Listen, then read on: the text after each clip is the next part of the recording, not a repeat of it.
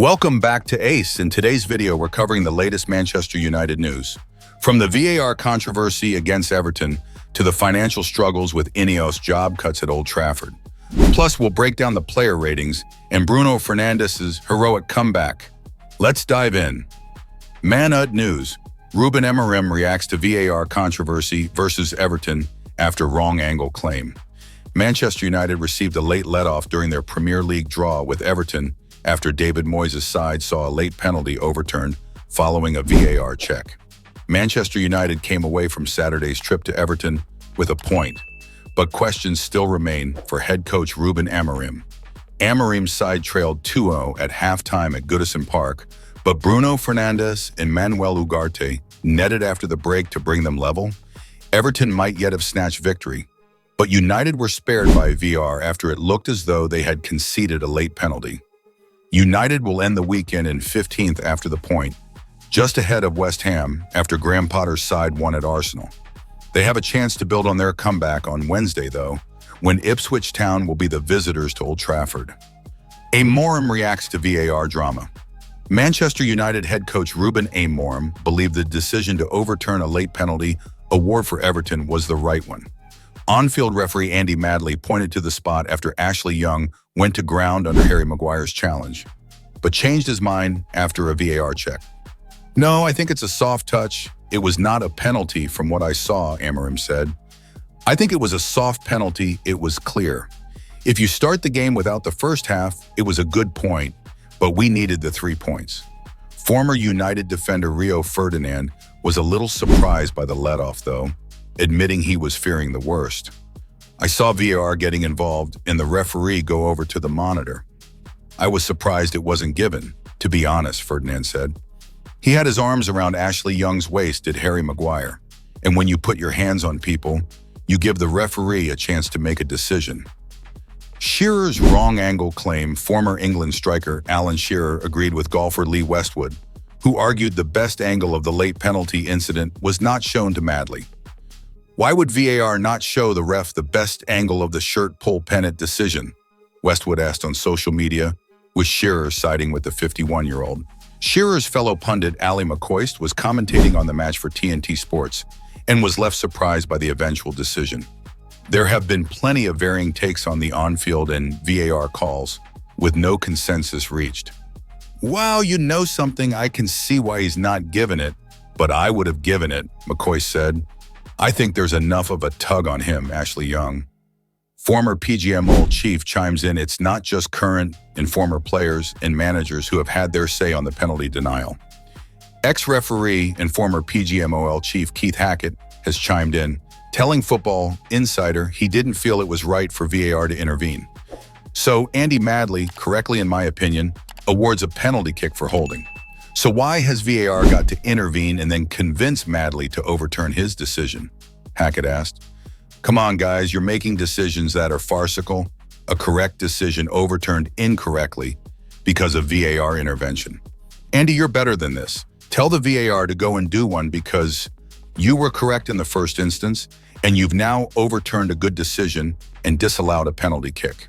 You're wrong." Manchester United's financial woes deepen as Ineos plans further job cuts at Old Trafford.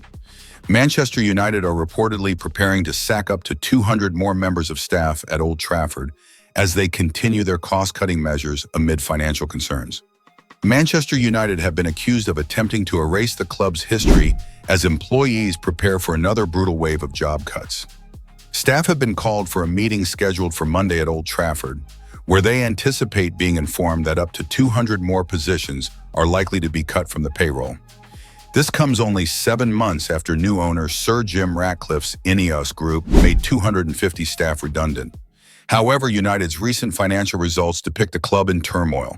The situation is so dire that executives chose not to host the recent FA Youth Cup match against Chelsea at Old Trafford, saving £8,000 by relocating the game to the nearby Lee Sports Ground. United are £515 million in debt and owe an additional $414 million to other clubs for player transfers. Ratcliffe has cautioned that they are now at serious risk of breaching the Premier League's profit and sustainability rules, having been on thin ice in recent years. Despite Ruben Amorim's inability to enhance results on the field, drastic reductions are anticipated in United's 80-member scouting department, despite the need to identify players who can execute the manager's playing philosophy. That will result in United placing greater emphasis on an analytical method for identifying potential signings, rather than attending matches to evaluate players in person. There is also a concern that this approach may enable preferred agents to more easily secure positions for their clients at Old Trafford. However, the Mirror reports that Ineos chief Sir Dave Brailsford and his associates are growing tired of hearing about United's dominant period in the Premier League under Sir Alex Ferguson, which spanned 2 decades. Brailsford believes that the past achievements are hindering United's efforts to revive their glory days after 12 years of underperformance following Ferguson's retirement. Some key figures at Old Trafford even attribute the club's decline to Ferguson's failure to adopt advancements in coaching and scouting. A United insider stated, "Ineos want absolutely nothing to do with the past. They don't want to hear how things were done when United were winning 13 Premier League titles, and they won't accept any suggestion that lessons can be learned from when the club's greatest ever manager was in charge. It's all very well drawing a line under the last 12 years and saying, let's move on. But it's become an obsession not to mention the period when United were one of the best teams in Europe. Ferguson was the most high-profile casualty of Radcliffe's ruthless cuts, learning in October that his 2.5 meters a year ambassadorial contract would not be extended come summer. Staff not stationed at Old Trafford can tune into Monday's meeting online, but many anxious employees have noted that the 3-month notice period, typical in most contracts, would see the club through to the season's end, providing a buffer of time. I saw Manchester United players ignore Ruben Amorim warning. They paid the price 5 minutes later via Everton. The main talking points as Manod came from behind to draw 2-2 with Everton in the Premier League. A change to the lineup. Manchester United made one change to their starting lineup from the defeat to Tottenham Hotspur, with Manuel Ugarte named in place of Alejandro Garnacho. The decision to drop him to the bench backfired with a dire midfield display before Bruno Fernandes dropped back into a central role in the second half to spark their comeback. For all his issues in recent weeks, Garnacho has set the standard in terms of work rate, though he has lacked end product and wasted some glorious scoring opportunities.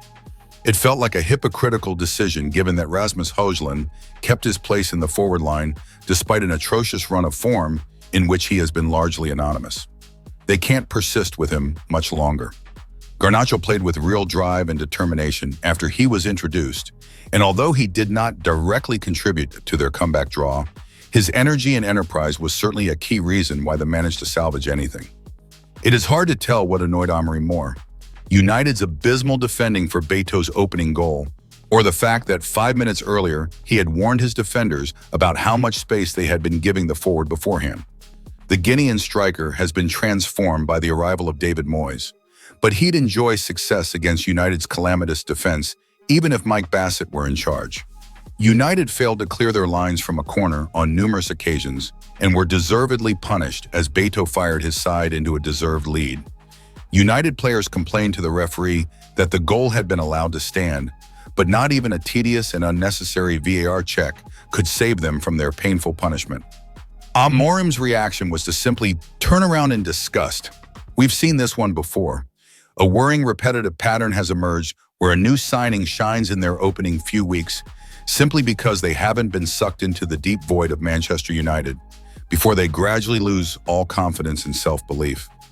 Patrick Dorgu could well be the next victim, given he played rather well at Goodison Park. Well, he beat a very low bar at least. Manchester United player ratings versus Everton, with a 110 sound as Bruno Fernandes inspires comeback. Man United drew with Everton in the Premier League for the final time at Goodison Park, and here are how the players rated. Manchester United drew 2-2 with Everton in their final trip to Goodison Park on Saturday. The hosts took the lead as Beto capitalized on some poor defending before yet more bad defending allowed Everton to make it 2-0 through Abdoulaye Doucouré. Bruno Fernandes scored a free kick to hand United hope before Manuel Ugarte volleyed home to make it 2-2. Beto and Fernandes both went close to winning it, as United had a VAR review to thank for a late Everton penalty being overturned. Here are how the players rated at Goodison Park. Andre Onana had barely any protection in front of him amid the ominous shambles and was badly let down by Harry Maguire for the second goal. Made a key save at 2-0. 6. Matthijs de Ligt. One of Erik ten Hag's last gifts to United, the declining defender was overwhelmed, an easy prey in the Goodison Park bear pit. 2. Harry Maguire did not see Doucouré coming as he got the jump on him for the second goal. A mistake reminiscent of his first season under Ten Hag.